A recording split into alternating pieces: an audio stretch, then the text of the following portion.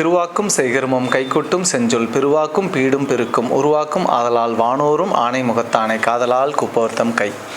ஓம் சிவசிவ என்கிலர் தீவினையாளர் சிவசிவ என்றிட தீவினை மாலும் சிவசிவ என்றிட தேவரும் ஆவார் சிவசிவ என்ன சிவகதி தானே. ஆலய தீபம் சேனல் வாயிலாக உங்களை சந்திப்பதில் மகிழ்ச்சி அடைகிறேன். நான் தருமபுரி ஜோதிடர் பாலாஜி.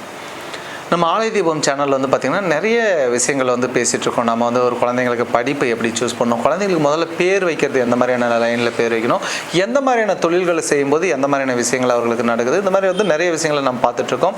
ஒவ்வொருத்தருமே அடுத்த லெவலுக்கு போகணும். அடுத்த லெவல்ன்றது என்னங்க, நான் ஃபினான்ஷியலி ஸ்ட்ராங்காக இருக்கணும், எனக்கு கார் வேணும், எனக்கு வீடு வேணும், எனக்கு நல்ல ஒரு மனைவி வேணும், எனக்கு குழந்தைகள் நல்லா இருக்கணும், சொசைட்டியில் நான் கௌரவமாக வாழணும், நான் வந்தால் 4 பேர் மத்தியில் மரியாதையாக இருக்க வேண்டும் அப்படின்ற ஒரு நல்ல வாழ்க்கை வாழ தான் எல்லாருமே முயற்சி பண்ணிட்டு இருக்கோம். அதுக்கு எல்லாத்துக்குமே ஒரே ஒரு விஷயம் தான், பணம் அப்படின்ற ஒரு விஷயம்தான். அப்படின்னும் போது அது ஒவ்வொருத்தர் வாழ்க்கையிலையும் மிகப்பெரிய எப்படி நல்லா சம்பாதிக்க முடியும் அப்படின்ற விஷயங்களெல்லாம் நம்ம நிறைய பார்த்துட்ருக்கோம். நம்ம சேனல் ஆலய தீபம் சேனலை சப்ஸ்கிரைப் பண்ணிக்கோங்க. நோட்டிஃபிகேஷன் உங்களுக்கு வரும், அதை நீங்கள் பார்த்துக்குவீங்க. ஸோ நிறைய பேருக்கு இந்த சேனலை ஃபார்வர்ட் பண்ணுங்கள். இந்த விஷயத்தை ஒருத்தருக்கு நீங்கள் ஷேர் பண்ணும்போது அது மல்டிபிளாக உங்களுக்கு அந்த விஷயங்கள் உங்களுக்கு நடக்கும், கிடைக்கும். ஓகே, இதுதான் நாலேஜ். உங்களுக்கு தெரிஞ்ச ஒரு விஷயத்தை நீங்கள் இன்னொருத்தருக்கு சொல்லி தரும்பொழுது அது இரட்டிப்பாகும். ஒரு சூட்சுமம் உண்டு, பிரபஞ்சம் அது உங்களுக்கு கொடுக்கும். ஸோ ஓகே, ஸோ நம்ம இன்றைக்கி பார்க்குற விஷயம் என்னன்னா, திருமணம் அப்படின்றது சொர்க்கத்தில் நிச்சயிக்கப்படுகிறது. இந்த மாதிரி நிறைய விஷயங்கள் அதெல்லாம் இருக்கட்டும். திருமணம் இன்னைக்கு ஒரு கேள்விக்குறியாக தான் நான் பார்க்குறேன். நார்மலாக பார்த்தீங்கன்னா இன்றைக்கெல்லாம் அதான் நார்மலாக என்கிட்ட வராங்க இல்லையா, ஜோதிடம் பார்த்துருக்கோம். ஆஃபீஸ்க்கு நிறைய கிளைண்ட்ஸ் வராங்க, நிறைய ஆன்லைனில் பார்க்குறாங்க. இதில் எல்லாமே பார்த்தீங்கன்னா மக்கள் நேரில் சொல்கிறது, இன்றைக்கி எங்கெங்கே கல்யாணம், இன்றைக்கெல்லாம் ஸ்கூல் படிக்கும்போதே இழுத்துன்னு ஓடி போயிடுறாங்க. காலேஜ் படிக்கும்போதே அங்கேயே ஃபஸ்ட் இயர்லேயே பார்த்து லவ் பண்ணி கல்யாணம் பண்ணால் தான் கல்யாணம். இன்றைக்கி நான் பையனுக்கு பொண்ணு போய் தேடுறேன்னா 2 வருஷமாக தேடுறேன், 4 வருஷமாக தேடுறேன், கிடைக்கல. ஜோசியருங்க சொன்ன பரிகாரமெல்லாம் பண்ணிட்டேன், கோயில் போயிட்டேன், ஆற்றுல பண்ணிட்டேன், 2 லட்ச ரூபா பரிகாரம் மட்டும் பண்ணிக்கிறேன், புரோக்கருங்களுக்கு 2 லட்ச ரூபா கொடுத்துருக்கேன். இதெல்லாம் ஓகே. முதல்ல ஜாதகத்துக்கு இது நிறைய விஷயங்களுக்கு திருமணமே ஆகாத ஜாதகம், திருமணம் லவ் மேரேஜா, அந்த காந்தர்வ திருமணம்னு சொல்லுவாங்க, விருப்பப்பட்டு பார்க்காம இருந்து திருமணம் பண்ணுறது, விருப்பப்பட்டு லவ் மேரேஜ் பண்ணுறது, இந்த மாதிரி நிறைய வெரைட்டிஸ் இருக்குது. அதில் பார்த்தீங்கன்னா இவர்களுக்கு முதல்ல திருமணம் இருக்கா இல்லையா, இருக்குன்னா எந்த காலகட்டத்தில் இருக்குது, சொந்தத்தில் திருமணமா, அசலில் திருமணமா, எந்த திசையில் திருமணமாகும் காலகட்டத்தை பார்த்து வச்சு, அதை விட்டு நான் 4 வருஷமாக பொருத்தம் பார்க்குறேன் சார், அதெல்லாம் விஷயம் கிடையாது. அப்போது ஜாதகத்தில் சார் என் பையனுக்கு நாகதோஷம் சார், அதனால தான் பொண்ணே செட் ஆகலை. இப்போ எனக்கு தான் நாகதோஷம் இருக்குது, எனக்கு திருமணமாகி, எனக்கு திருமணமாகி இன்னைக்கு 12 வருஷம் ஆகுது. ஸோ அப்போது ராகுகேது இருந்து ஒருத்தருக்கு திருமணம் தடையினா ஏற்றுக்க முடியாது. ரெண்டாவது அதுவும் பார்த்தாச்சு, காலஸ்தி போயாச்சு, திருநாகேஸ்வரம், திருமணஞ்சேரி, திருப்பாம்பரம் எல்லாம் போயாச்சு. இன்னொருத்தர் ஆற்றுல உட்காந்து செஞ்சால் நடந்துடும்னாங்க, அதையும் பண்ணியாச்சு. ஆனால் திருமணம் கூடி வரலையே, ஆச்சா முடிச்சா திருமணம் ஆகலை, முடியல. ஸோ அப்போ என்ன விஷயம்னா, அடுத்து செவ்வாய் தோசத்து மேலே பள்ளி, என் பொண்ணுக்கு செவ்வாய் தோசை இருக்குது சார், அதனால தான் நான் மாப்பிள்ளையே அமையலை, எல்லாம் விஷயம் கிடையாது. 100% உங்கள் ஜாதகத்தை எடுத்து பார்க்கும்போது, இப்போ ஒருத்தருக்கு ராகுகேது இருக்குதுன்னா அவங்களுக்கு ராகுகேது இருக்கிறவங்களுக்கு உடனே ஜோதிடர் சொல்லுவார், ராகுகேது இருக்கிற பையனுக்கு ராகுகேது பொண்ணே கட்டணும், ராகுகேது இல்லாத பொண்ணை கட்டினேன்னா இறந்து போயிடும், இல்லை கதை. இப்போ எனக்கு ராகுகேது இருக்குது, என் மனைவிக்கு ராகுகேது கிடையாது, எங்கே வேணால் ஜாதகத்தை எடுத்து காட்டுறோம். அடுத்து பார்த்தீங்கன்னா அவங்களுக்கு செவ்வாய் இருக்குது, எனக்கு செவ்வாய் கிடையாது. அப்போ ராகுகேது ஒருத்தருக்கு இருக்குதுன்னா அவர்களுக்கு சொந்தத்தில் திருமணம் இல்லை, அசலில் திருமணம், அவ்வளோதான் விஷயமே. அதை விட்டுட்டு ராகுகேதே பார்க்கணும் அப்படின்னா வாய்ப்பு இல்லை. ரெண்டாவது இவங்க ஒரு குழந்தை பிறந்துச்சு, ஒரு பையன் 5 வயசில் இருக்கான், அடுத்து ஒரு பொண்ணு பிறக்குது, அந்த உடனே கரெக்டாக இது வயசு சொந்தக்கார பொண்ணு, மாமன் பொண்ணு, அத்தை பொண்ணு. அப்போவே சின்ன வயசுலேயே பேர் வச்சு விட்ருவாங்க, இந்த பையனுக்கு தான் இந்த பொண்ணை கட்டுறது அப்படின்னு சொல்லிட்டு. முதல்ல அது சொந்தமாக அசலான்றது முதல்ல இவங்க ஜாதகத்தை வச்சு முடிவு பண்ணோம். இல்லை சார் எனக்கு ஜாதகமே இல்லை சார்னு ஒருத்தர் சொல்லுவாங்க.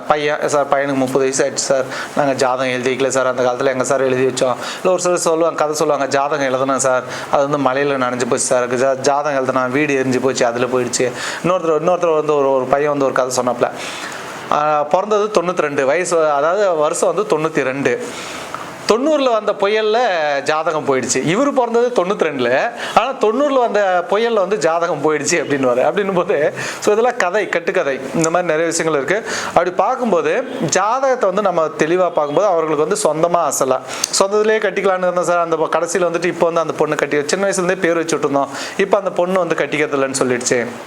அப்போது எல்லாருடைய வாழ்க்கையும் எதிர்பார்க்குற மாதிரியே அமைஞ்சிடுதா? சின்ன வயசுலேயே வந்து குழந்தை பிறந்தப்பே பேர் வச்சுட்டாங்க. 5 வயசு பையனுக்கு பொண்ணு வந்து அத்தை பொண்ணு பிறந்திருக்கு. அப்போ அந்த பையன் வந்து நல்ல ஒரு டாக்டர் ஆகிடுவான், ஒரு கலெக்டர் ஆகிடுவான், ஒரு போலீஸுக்கு போயிடுவான், ஒரு கவர்மெண்ட் வேலை கிடைச்சிரும் அப்படின்னே எதிர்பார்த்துருந்தேன். இன்றைக்கி அந்த பையன் வந்து ஆட்டோ ஓட்டுறான்றதுக்காக டாடா ஏஸ் பிக்கப் இது ஓட்டிட்டு இருக்கான்றதுக்காக இந்த இன்றைக்கி நான் என் பொண்ணை கொடுக்க முடியாதுன்னு சொல்லிட்டாங்க. அப்போ சின்ன வயசுல இந்த கனவுகள் எல்லாம் வளர்த்து விட்டுறக்கூடாது. முதல்ல இது உங்கள் ஜாதகத்தை பார்த்து முடிவு பண்ணணும், இந்த சொந்தத்தில் ஆகுமா அசல் ஆகுமா அப்படின்ட்டு. அப்புறம் ராகுகேது இருக்குன்னா அவங்களுக்கு 100% அசல் தான், சொந்தத்தில் இல்லை. ராகுகேது இல்லாத பொண்ணே கட்டலாம். ராகுகேது இருந்து அந்த திசை நடந்தால் மட்டுமே அது பாதிப்பை தரும். சொல்லுவாங்கல்ல, ராகுகேது தோஷம் இருக்குது அது பாதிப்பை தரும், நாகதோஷம், சர்பதோஷம், கால சர்பதோஷம். எப்போ பாதிப்பை தரும்னா அந்த திசை நடந்தால் தான் பாதிப்பு. ராகு திசை வந்தால் தான் பாதிப்பு, கேது திசை வந்தால் தான் பாதிப்பு. அது இல்லைன்னா நோ ப்ராப்ளம். ஸோ அதனால் அந்த தோஷத்தை பற்றி நம்ம ஒரி பண்ணிக்க தேவையில்லை. அடுத்து செவ்வாய் அப்படின்னு பார்த்தீங்கன்னா ஜோதிடர்கள் சொல்லுவாங்க லக்னத்துக்கு 2, 4, 7, 8, 12 செவ்வாய் தான். என் பொண்ணுக்கு 8 செவ்வாய் சார், 8 செவ்வாய் இருக்கிற மாப்பிள்ளையே பார்க்க சொல்கிறாங்க. எங்கே போய் தேடுறது 8 மாப்பிள்ளை இருக்கிற, அதாவது செவ்வாய் இருக்கிற மாப்பிள்ளையே? அதெல்லாம் கிடையாது. இப்போ என் மனைவிக்கு 2 செவ்வாய். அப்போ 2 செவ்வாய் இருக்கிற மாப்பிள்ளையே கட்டணும்னா எனக்கு 2 இல்லை செவ்வாய், எனக்கு 3 தானே இருக்குது. நாங்கள் நல்லா இல்லையா, இன்றைக்கி 12 வருஷம் ஆகுது, குழந்தை இல்லையா, பையன் இல்லையா, பொண்ணு இல்லையா, எல்லாமே நல்லா இருக்குல்ல. ஸோ அப்போது என்ன விஷயம்னா இந்த திருமண பொருத்தம் அப்படின்ற ஒரு விஷயத்தில் வந்து மக்கள் இன்றைக்கி ரொம்பவே ஜோதிடர்கள் கிட்ட பார்த்து ஏமாந்து அதனால் வந்து இன்றைக்கி 32 வயசு, 34, 35, 36ன்னு பெண்களே வந்து 36 வயசில் ஒரு பொண்ணு, 39 வயசில் ஒரு பொண்ணு, 33 அவங்க தம்பி. பொண்ணுக்கு 39 வயசு, இன்னும் திருமணம் பண்ணலை, பார்த்துட்டே இருக்கோம் சார். அக்காவுக்கு பண்ணாமல் எங்கள் தங்கச்சிக்கு எப்படி பண்ணுறது? தங்கச்சிக்கும் வந்து 36, பையனுக்கு 33. பையனுக்கு நான் 2 அக்காவுக்கு திருமணம் பண்ணிட்டு தான் நான் பண்ணிக்குவேன். அப்போ அந்த பொண்ணுக்கு என்ன விஷயம்னா, பொண்ணுக்கு செவ்வாய் தோசை இருக்குது சார், 8 செவ்வாய் இருக்குது. 8ன்றது மாங்கல்ய ஸ்தானம், பொண்ணுக்கு. ஆணுக்கு ஆயுள் ஸ்தானம். அப்போ 8 செவ்வாய்க்கிற மாப்பிள்ளை கட்டலைன்னா மாப்பிள்ளை செத்துருவான்னு சொல்லிட்டாங்க. ஆனால் 8 மாப்பிள்ளைக்கிற செவ்வாய் இருக்கிற மாப்பிள்ளையே தேடினுக்கிறோம். வர்ற மாப்பிள்ளையெல்லாம் எங்களுக்கு பிடிக்கல. அப்போது ஏதோ ஒரு காரணத்தால் ஒன்று வந்து பொருளாதார வகையில் எதிர்பார்க்குறாங்க. மாப்பிள்ளை வந்து இப்போ பொண்ணு பிஇ படிச்சிட்டாங்க, மாப்பிள்ளையும் பிஏ வேணும். பொண்ணு எம்பிஏ படிச்சிட்டாங்க, எம்சிஏ படிச்சிட்டாங்க, மாப்பிள்ளையும் எம்பிஏ எம்சிஏ வேணும். பொண்ணு டாக்டர், பையனும் டாக்டரே வேணும். அது சேம் கம்யூனிட்டியில் வேணும். இந்த மாதிரி இங்கே வந்து வேலைக்கு ஆள் எடுக்கிறாங்களா, இல்லை ஒரு பெண்ணுக்கு கணவன் ஆணை தேர்ந்தெடுக்கிறாங்களா அப்படின்னும் போது அப்போ வந்து இப்போ நான் வந்து சொல்லி ஒருத்தர் என்ன சொன்னால், ஒரு பெண் டாக்டர் மாப்பிள்ளையே வேணும்னு அவங்களும் ஈரோடு டிஸ்ட்ரிக்டில் பாருங்க, திருவண்ணாமலை டிஸ்ட்ரிக்டில் பாருங்க, எங்கே பார்த்தாலுமே வந்து ஒன்று பொருத்தம் வரல. பொருத்தம் வர்ற ஜாதகத்தை இவங்களுக்கு பிடிக்கல. பொண்ணுக்கு 30 வயசு வந்துருச்சு. இப்போ என்ன பண்ணாங்க, ஒரு மெரைன் இன்ஜினியர், ஒரு இன்ஜினியருக்கு வந்து திருமணம் செய்ய, அது ஆரம்பத்திலே செஞ்சுட்டு போக வேண்டியது தானே. 24 வயசுக்கு பொண்ணு 24, 25 வயசில் திருமணம் செய்ய வேண்டியது தானே.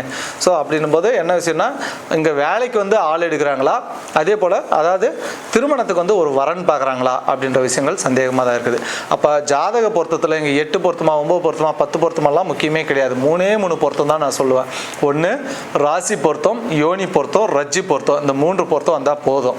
2வது ஜாதக கட்டம் நல்லா இருக்கணும். இங்கே 10 பொருத்தம் வந்து திருமணம் செஞ்சு பிரிஞ்சவங்களாம் எவ்வளோ பேர், கோயம்புத்தூர், திருப்பூர், இதுல எல்லாம் நிறைய கிளைண்ட்ஸ் வராங்க நேரில். அங்கிறது ஒரே ஒரு விஷயம் நான் அதான் ஆன்லைனில் பார்க்குறாங்க.